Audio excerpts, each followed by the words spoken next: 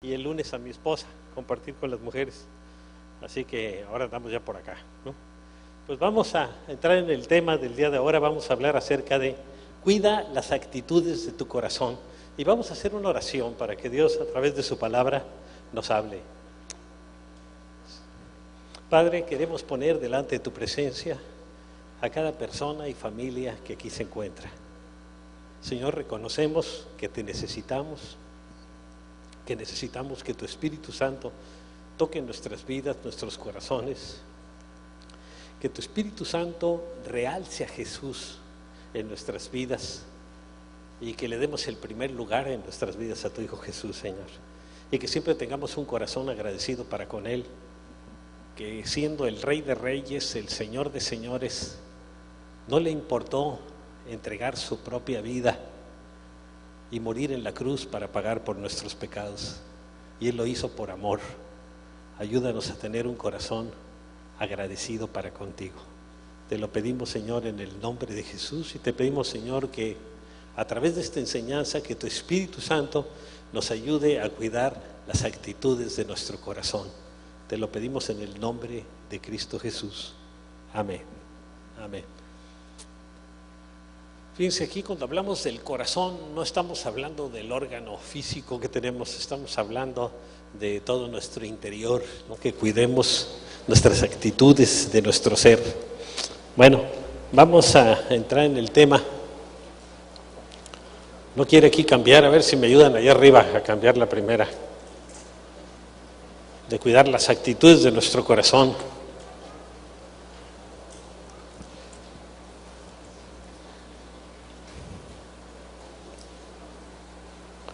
Ya, ahora sí.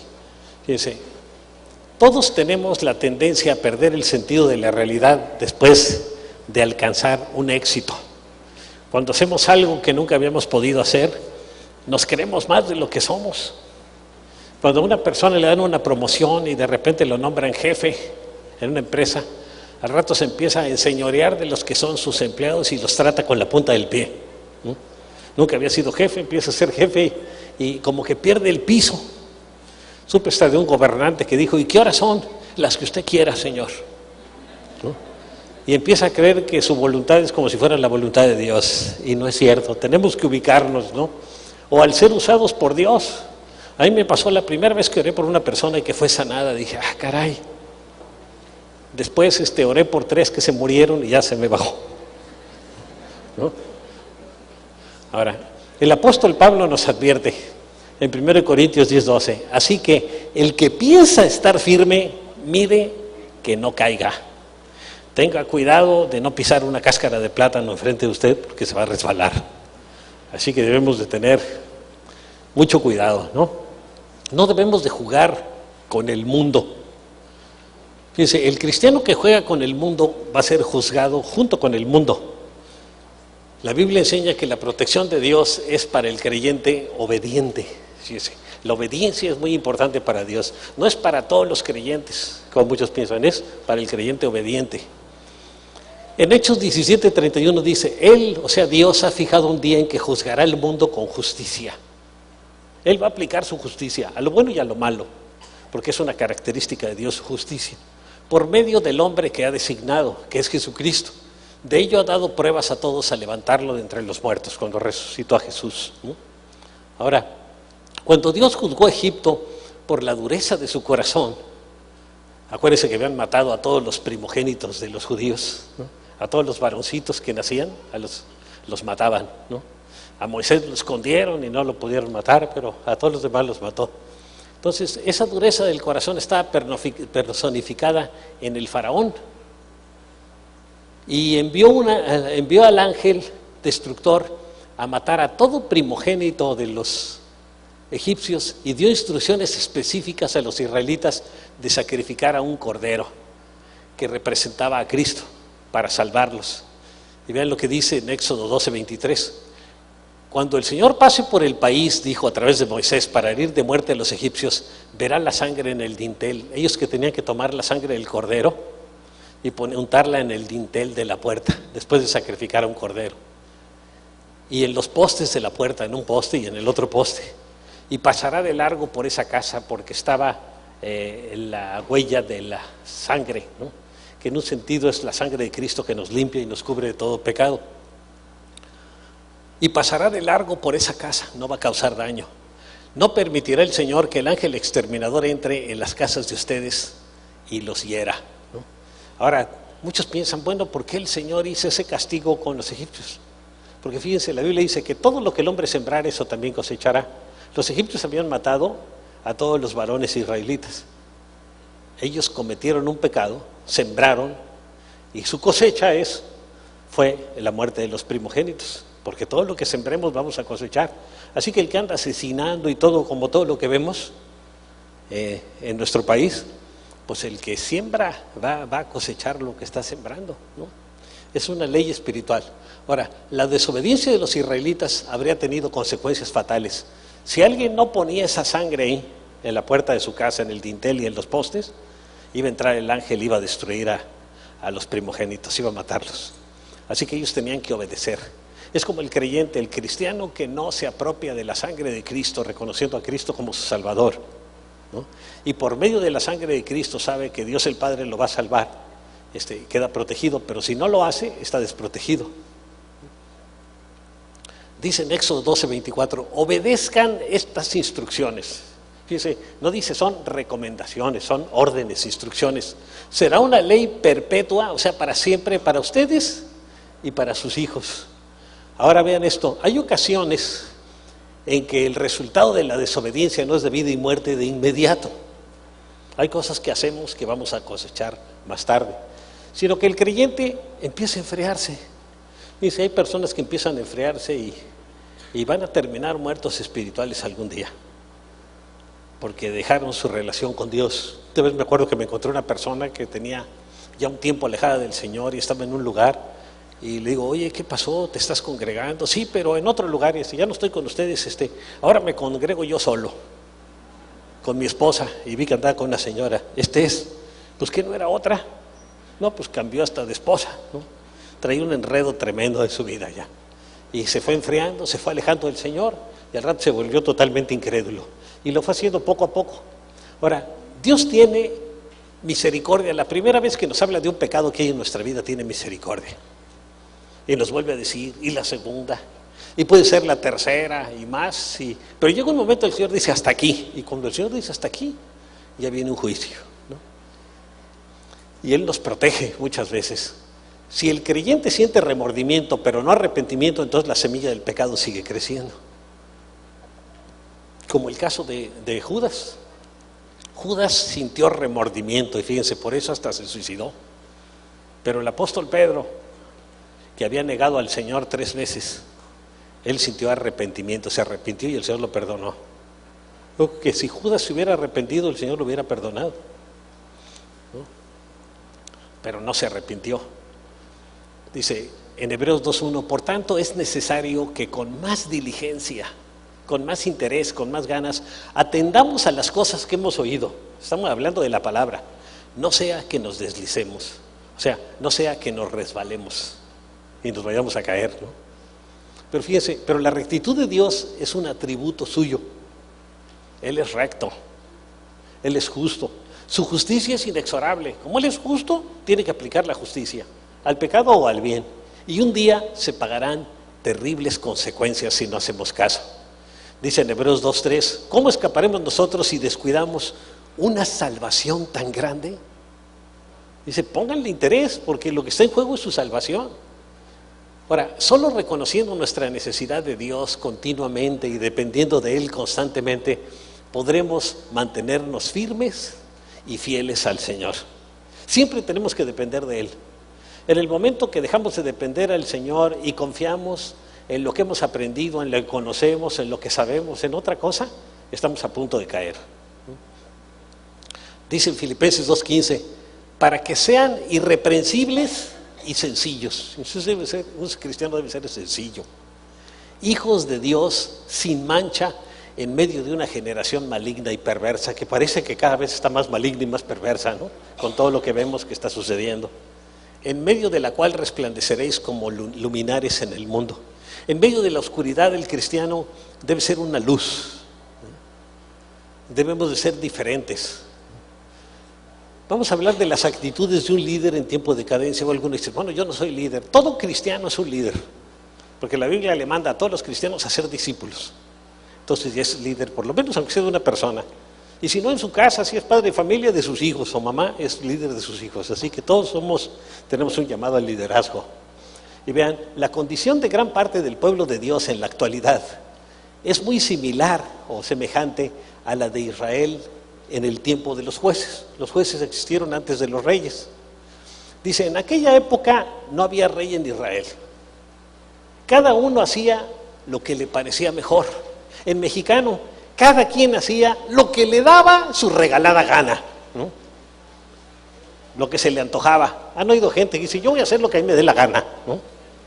Bueno, pues ese espíritu es el espíritu de Satanás, que hace su propia voluntad y no la de Dios. Ahora, la conducta del pueblo de Israel ofendía a Dios. Es lo que dice en Jueces 13:1. Una vez más los israelitas hicieron lo que ofende al Señor, y es el pueblo de Dios del que está hablando ahora aquí, ¿no? Ahora, Dios no quería que su pueblo emparentara con las naciones paganas vecinas, ya que éstas los contaminarían si se casaban con ellas, pues eran idólatras y sus expresiones religiosas incluían prostitución idolátrica y orgías. Entonces Dios quería que su pueblo se librara de eso. Y cuando un israelita, el hijo de algún israelita se casaba con una mujer pagana, terminaba en eso. O al revés, cuando alguna hija se casaba con un hombre pagano, terminaban en eso también. Y era lo que Dios no quería. Dice en Romanos 1:24, ya en el Nuevo Testamento, por eso Dios los entregó a los malos deseos de sus corazones. Dice, en el corazón hay deseos buenos que queremos agradarlos, pero hay malos deseos. Y nosotros podemos complacer cualquiera de los dos, que conducen a la impureza sexual, normalmente ahí, de modo que desagradaron sus cuerpos los unos con los otros, como aquí en la homosexualidad, ¿no? Fíjense, y lo quiero recalcar otra vez, nosotros los cristianos debemos de amar a los homosexuales y a las lesbianas sanamente, pero no debemos olvidar nunca que delante de los ojos de Dios es un pecado. Si hablamos con otra persona, y me ha tocado hablar con algunos homosexuales, digo, mira, yo como persona te aprecio y quiero lo mejor para ti, pero no puedo estar de acuerdo con lo que tú haces o con la manera en que vives, porque Dios dice, no porque a mí se me ocurra, sino porque Dios dice, ¿no? Y si Dios lo dice en su palabra, Él tiene las razones por qué. Y Él nos advierte cosas y nos da mandamientos para protegernos a nosotros y a nuestras familias. Ahora, hoy en día los dioses paganos tienen otros nombres. En la antigüedad eran Baal o Dagón, etcétera, como el materialismo. Algunos su dios es su casa o su carro, ¿no? Se levantan temprano y lo limpian y lo lavan como 2 o 3 veces y casi le dan beso al carro, ¿no? Y no sabe que en 20 años se convirtió en una carcacha, ¿no? O en 10. Otro es el hedonismo, el buscar solo el placer, mi propio gusto.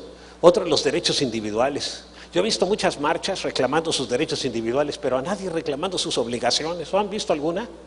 Exigimos que queremos cumplir nuestras obligaciones y trabajar nuestras 8 horas completas y no hacernos guaje ni 10 minutos. Yo nunca he visto una marcha de esas, ¿no? O la equidad de género.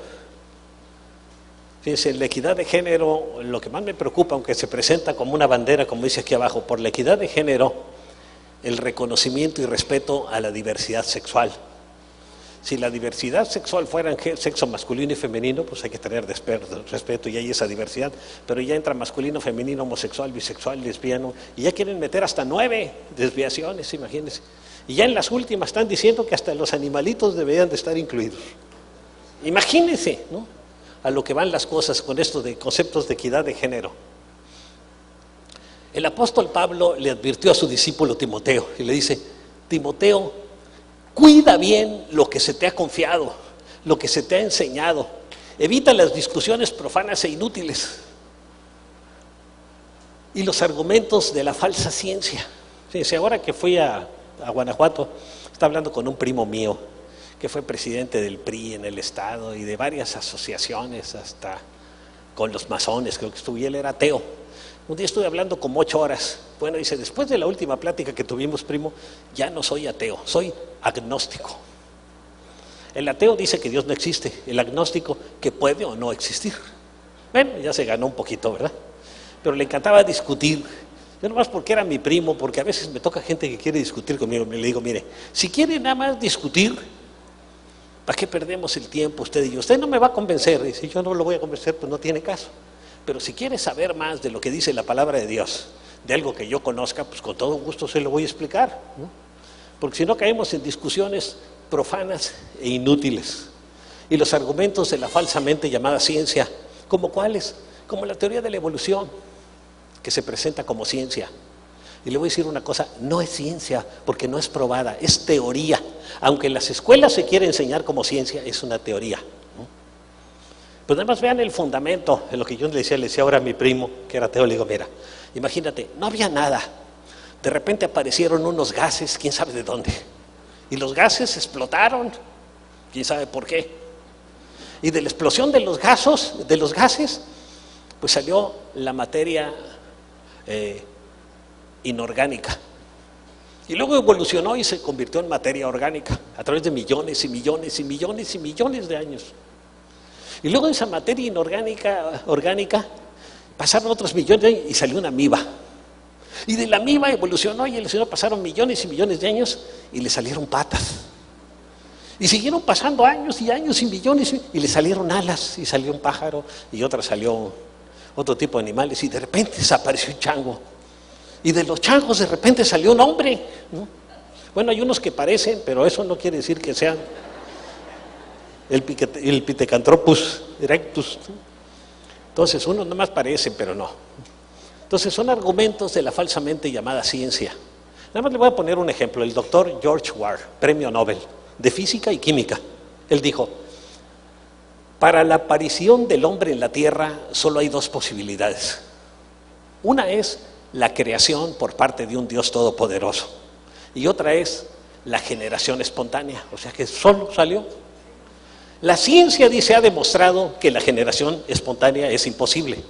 Pero un científico como yo no puede creer en un Dios que no se ve, así que me inclino a creer lo imposible, la generación espontánea.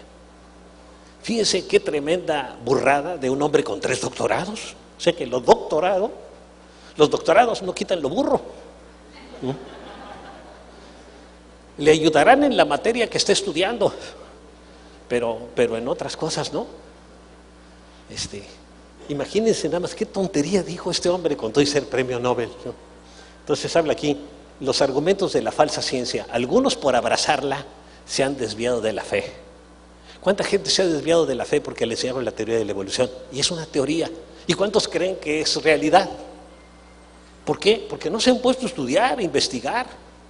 Hay miles de científicos cristianos que están en contra de la teoría de la evolución. Les digo nada más el Instituto para Investigación de la Creación en San Diego, que tiene alrededor de 1000 científicos con 2 o 3 doctorados.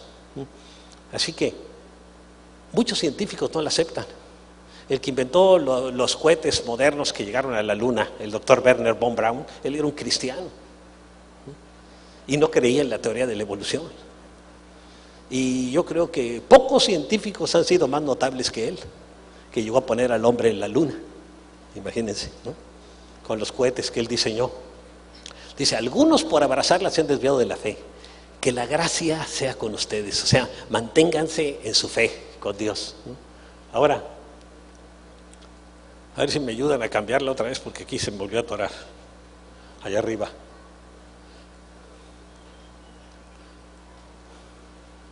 No me están ayudando mucho, muchachos.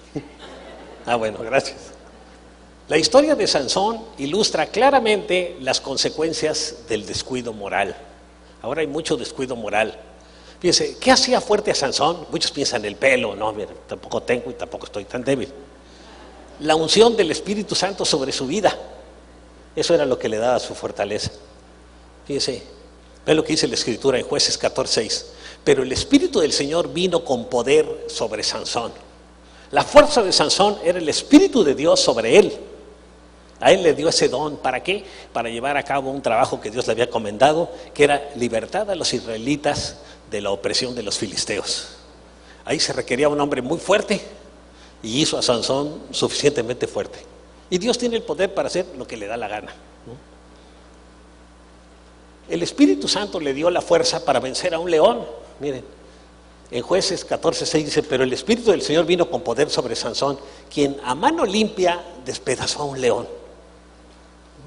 Imagínense la fuerza. Pero era el Espíritu de Dios, no era el pelo largo. La fuerza de Sansón estaba en su llamamiento divino, no en lo largo de su cabellera. Esto necesitamos entenderlo. El símbolo externo, que era lo largo de su cabellera, solo manifestaba la realidad interna de su consagración a Dios. Él era un nazareo, y los nazareos en la antigüedad se dejan el pelo largo. Ahora ya hay unos jóvenes aquí que se sienten nazareos también, ¿verdad? Y se dejan el pelo largo, pero él lo hacía si está bien consagrado a Dios, yo no veo problema con que el joven se deje el pelo largo. Pero si no está consagrado a Dios, entonces ¿qué onda?, ¿no? Solo manifestaba la realidad externa de su consagración. Si alguien le hubiera cortado el pelo a Sansón, Sansón hubiera quedado igual de fuerte. El problema con Sansón es que él tomó la decisión de entregar su unción de ser un nazareo, y por eso perdió su fuerza. Así como el anillo de casado no lo convierte en algo a un hombre, solo le hace ver a los demás que no es un hombre libre, que está casado al traer el anillo. Así también representaba el pelo de él eso, ¿no? Sansón era un hombre sensual, o sea, se guiaba por lo que sentía, por sus instintos, por sus sentidos, ¿no? Y se enamoró de una filistea con la que quiso casarse, porque dice: mira, las filisteas son más inmorales, traen menos ropa, ¿no? Me llaman más la atención que las israelitas, ¿no? Así le pasa a alguno que otro joven. Cuidado, esté pendiente de sus jóvenes. Dice en Jueces 14:2 y 3: cuando él volvió, le dijo a sus padres: he visto en Timnat a una joven filistea, pídanla para que sea mi esposa. Pero sus padres le dijeron: ¿acaso no hay ninguna mujer aceptable entre tus parientes o en todo nuestro pueblo que tienes que ir a buscar una esposa entre esos filisteos incircuncisos? Sí le pasó a nuestras hijas también en un tiempo, andaban ahí atrás de los filisteos, bueno, los filisteos atrás de ellas, y uno ahí está poniéndole cara brusca, ¿no? Con amor cristiano cuesta trabajo. Pero gracias a Dios que terminaron bien. Dice, Sansón le respondió a su padre: pídeme a esa que es la que a mí me gusta. Yo me caso con esa, yo no quiero a las creyentes, quiero a las filisteas. Fíjense cómo era el Sansón, y era un juez llamado por Dios. Ahora, Sansón había nacido para cumplir el propósito de Dios. Y Sansón sabía que Dios lo había llamado para cumplir su propósito. Y cuando el Espíritu Santo se movía en él, fíjense, él sentía el deseo de cumplir el propósito de Dios. Pero vean, pero el enemigo sabía que a él le gustaban las filisteas, ¿no? O sea, mujeres paganas sin restricciones morales. Porque las israelitas tenían restricciones morales y esas no. Entonces, esas eran las que le gustaban a Sansón, ¿no? Y Sansón tomó a la filistea y se casó con ella. Y vean lo que hizo. Después de eso, su padre fue a ver a la mujer y ahí Sansón ofreció un banquete. Como era costumbre entre los jóvenes, ofrecieron un banquete de 7 días en las bodas, ¿no? Y en la boda, Sansón le propuso a 30 filisteos, porque fue en una ciudad filistea, con puro filisteo, y había muchos filisteos, y le encantaban las charras y las adivinanzas y todo eso al Sansón, ¿no? Y les dio un plazo de 1 semana para obtener la respuesta, les hizo una adivinanza. Y les dice así en Jueces 14:12: permítanme proponerles una adivinanza, les dijo Sansón. Si me dan la solución de entre los 7 días que dure el banquete, yo les daré 30 vestidos de lino y 30 mudas de ropa de fiesta. Y no se los cumplió tampoco el Sansón, ¿eh? Así que, vean, los filisteos, al no lograr descifrar la respuesta, presionaron a la esposa de Sansón, amenazando con quemarla junto con su familia, si no les conseguía la solución a su adivinanza. Y vean, pero ella le lloró los 7 días que lloró el banquete a Sansón. Dímelo, por favor, dímelo, que me lo digas. Ándale, dímelo, mañana, tarde, noche, a mediodía, a media tarde. Dime, y llorándole, ¿no? Y el 7º día Sansón le dio la solución, porque ella seguía insistiéndole, ¿no? Y él se sentía ya abrumado, se sentía cansado. Esta es una de las cosas que tienen las mujeres. La mujer puede hacer que un hombre se sienta abrumado, así, más que con su jefe en el trabajo y que con cualquier otra persona, ¿no? Insistiéndole, ¿no? Ahí estaba chaca, chaca, chaca, chaca, chaca, chaca, chaca, chaca, chaca, chaca, chaca. Bueno, a lo mejor ustedes no me entienden porque no son casados, pero los casados sí entienden. ¿Saben de qué hablo, no? Y a su vez ella fue y le reveló la solución a los de su pueblo, él se lo dijo. Y ella fue y se los dijo a los de su pueblo, que eran los filisteos, ¿no? Ahora, Sansón se sintió engañado, en primer lugar con la esposa, y se fue y la dejó, ¿no? Y como era un hombre impulsivo, o sea, guiado por sus emociones y sentimientos, se enojó mucho, era bien corajudo el Sansón, ¿no? Y mató a 30 filisteos despojándoles de sus ropas. Imagínense las ropas que les entregó a los otros filisteos, todos golpeados, llenas de tierra, llenas de sangre. Y dijo, aquí está su ropa, ¿no? Pues no, que iban a ser nuevas. Eran nuevas, pero se ensuciaron en el camino. Y si a alguien no le gusta, se da un agarrón conmigo. Y nomás les enseñaba el conejo. Imagínense que se iba a poner con Sansón a las patadas, ¿no? Entonces los despojó de sus ropas para pagar su apuesta y se volvió a casa de sus padres. Bien enojado iba el Sansón, ¿no? Ahora, después de un tiempo, pues ya que la pensó, dijo, no, está muy guapa la filistea. Voy a regresar con ella, aunque sea un tiempecito, y luego ya la dejo. Y quiso regresar con su esposa, pero su padre le había dado por esposa a su amigo. Sansón tenía otro amigo filisteo, y al ver que Sansón no regresaba, pues el papá se la dio al amigo filisteo para que se casara con ella. Y Sansón se llenó de ira, se enojó todavía más, y en venganza quemó los sembradíos de los filisteos ahí cruzando zorras, que les ató en las colas unas teas, quienes a su vez se vengaron matándola. Vean lo que dice la escritura: cuando los filisteos preguntaron, ¿quién hizo esto?, les dijeron, Sansón, el yerno del Timnateo, porque éste le quitó a su esposa y se la dio a su amigo. Por eso los filisteos fueron y la quemaron a ella y a su padre.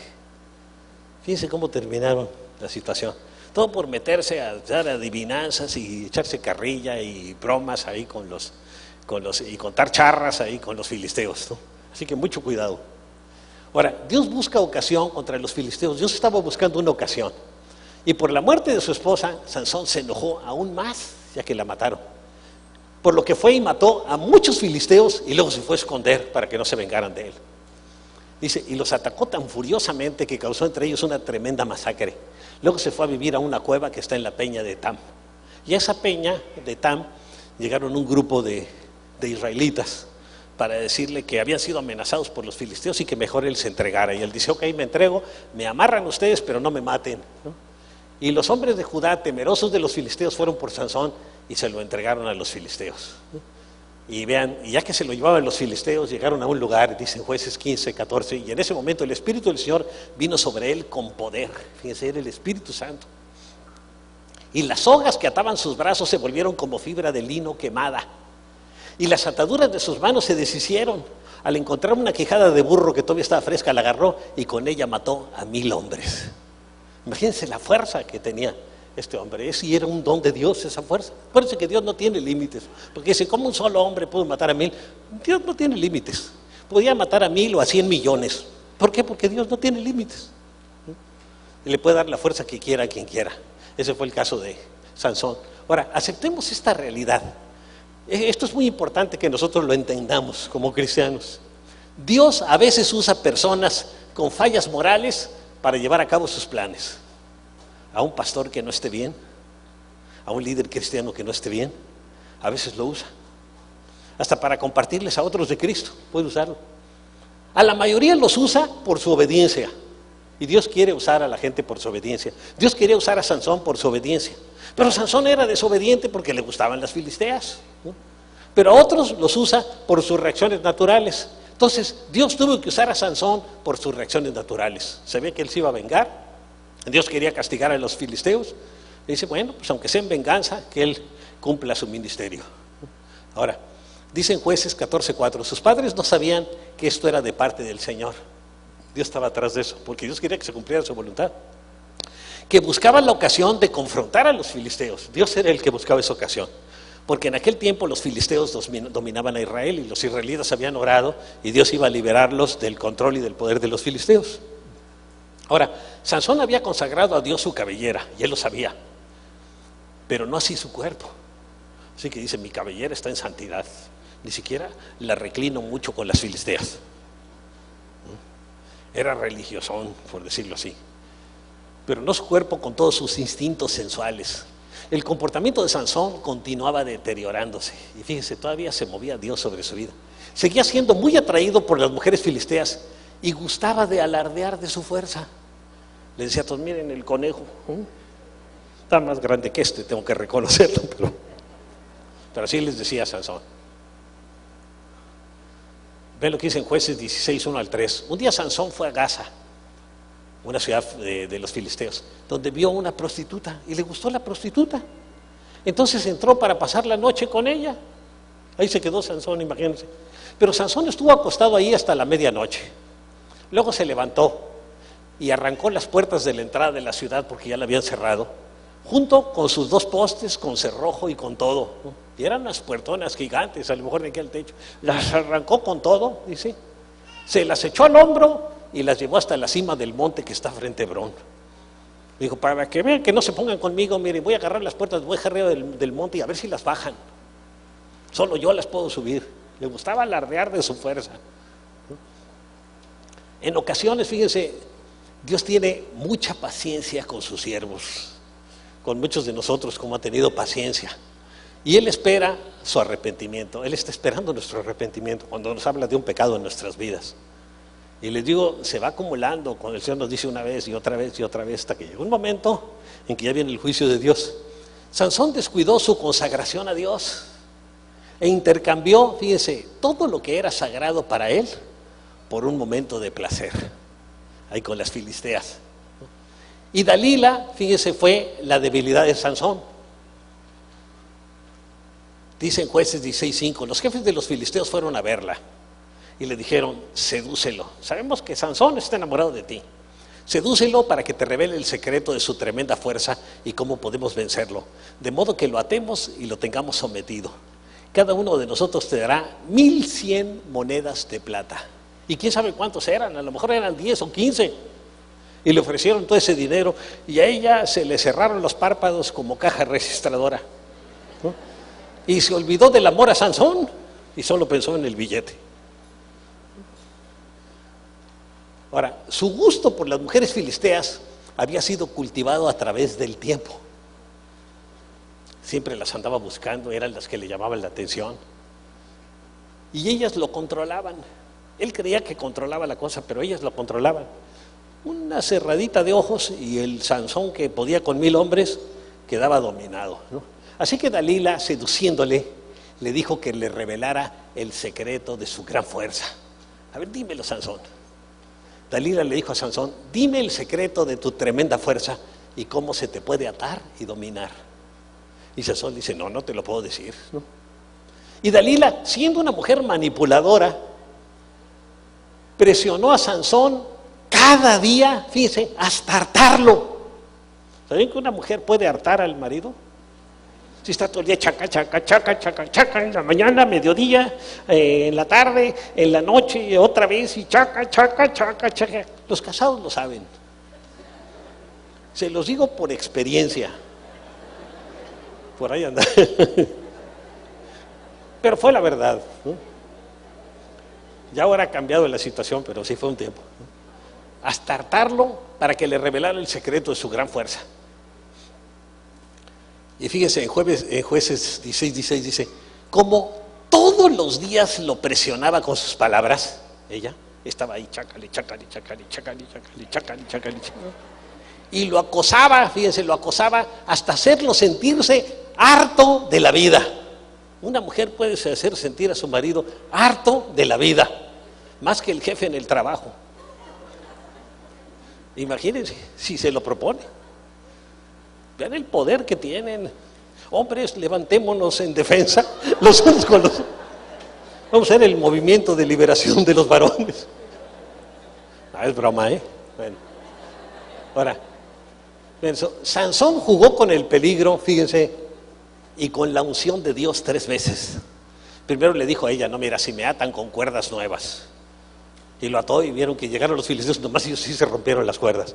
Y le fue diciendo hasta que él fue relacionando su fuerza con el cabello. 3 veces, hasta que finalmente le reveló al Dalila el secreto de su fuerza. Véanlo, al fin se lo dijo todo. Yo veo que a veces hasta los judiciales agarran a una gente y confiésame dónde dejaste las joyas y le meten la cabeza hasta en el excusado, confiesa, confiesa, confiesa. Y los otros no dicen todo, pero fíjense, la mujer se lo dijo todo. Yo pienso que debían de poner para interrogar a los ladrones y a los secuestradores a una mujer, ¿no? Se lo dijo todo, fíjense, todo.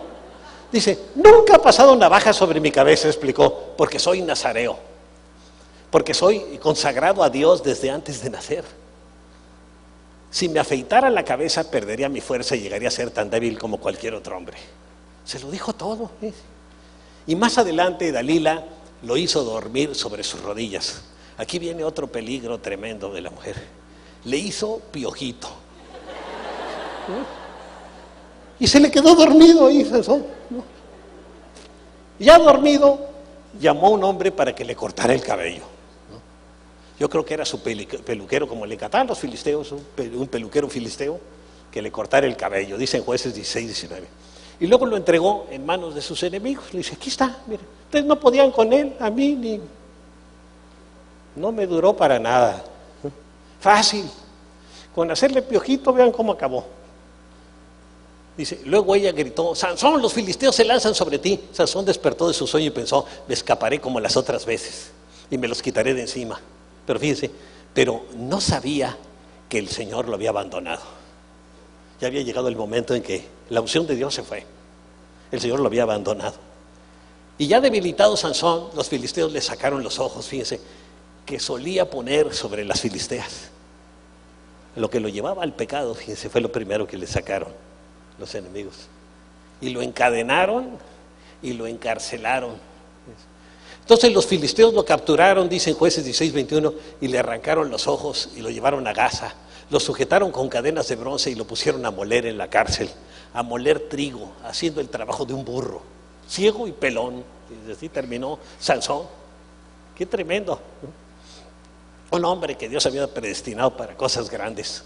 Dice, qué triste es ver a un siervo de Dios caído, verlo derrotado y abatido, triste y desanimado por causa de su desobediencia, deseando poder regresar al pasado para enderezar lo torcido, pidiéndole a Dios perdón por su pecado de lujuria. Qué tremendo, imagínense cómo se sintió. Y ahí le pidió perdón a Dios de todo corazón, pero solo que hasta que llegó ese momento. Y finalmente Dios lo perdonó. Gracias a Dios que el perdón de Dios es muy grande. Y le renovó su fuerza por última vez para derrotar a los filisteos en una fiesta donde ofrecían sacrificios al dios pagano Dagón. Estaban festejando a su Dios en un sacrificio. Y llamaron a Sansón para burlarse de él, ¿no? Para darle carrilla, para estar riéndose de él, y lo llamaron. Y a ver tú, y que la fuerza que tenías, y que el otro, y fueron burlándose todo el tiempo. Y Sansón, imagínense cómo se sintió. Entonces, dice en Jueces 16, 29 al 30. Luego Sansón, bueno, antes dice la escritura que mandó llamar al muchacho que lo acompañó y dice, llévame cerca de las columnas que sostienen el templo. Y luego Sansón palpó las 2 columnas centrales que sostenían el templo. Fíjense, un templo donde había más de 3,000 filisteos. Y se apoyó contra ellas, la mano derecha sobre una y la izquierda sobre la otra.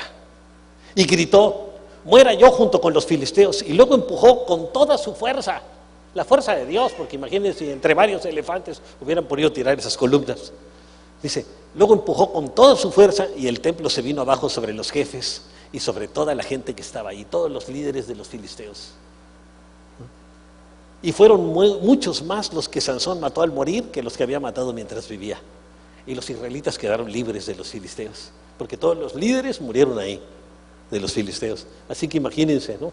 Ahora, en conclusión, como cristianos necesitamos cuidar constantemente las actitudes de nuestro corazón. Siempre, porque nuestro corazón es engañoso, dice la Biblia, engañoso es el corazón más que todas las cosas y perverso.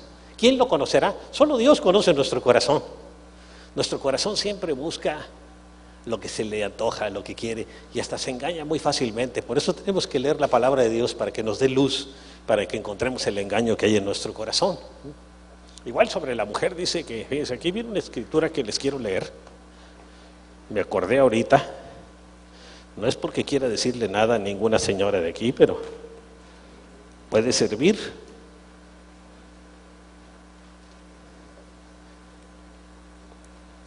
Fíjense, en Proverbios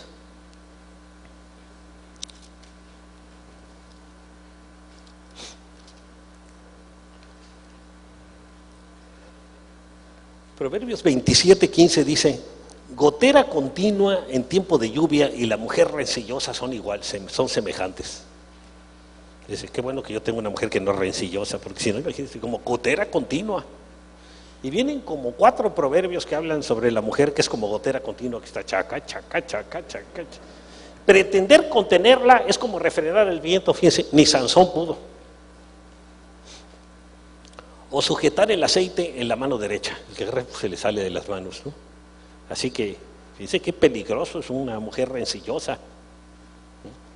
Hay que orarle al Señor si tiene usted una mujer rencillosa. Si tiene una como la mía, pues ya lo bendijo el Señor, aunque sí hubo tiempos que había cierta rencilla y su pastor sufrió mucho, pero con la ayuda del Señor hemos salido adelante. El 42 de casados, imagínense, 30 la pasamos dura, pero ya en los últimos 12 ya.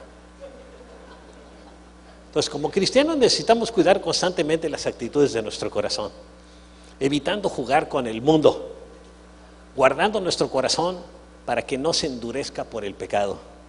Dice, el corazón se puede endurecer, nosotros podemos practicar un pecado varias veces, y aunque Dios nos diga que está mal, si seguimos haciendo, después decimos, no, si no está tan mal.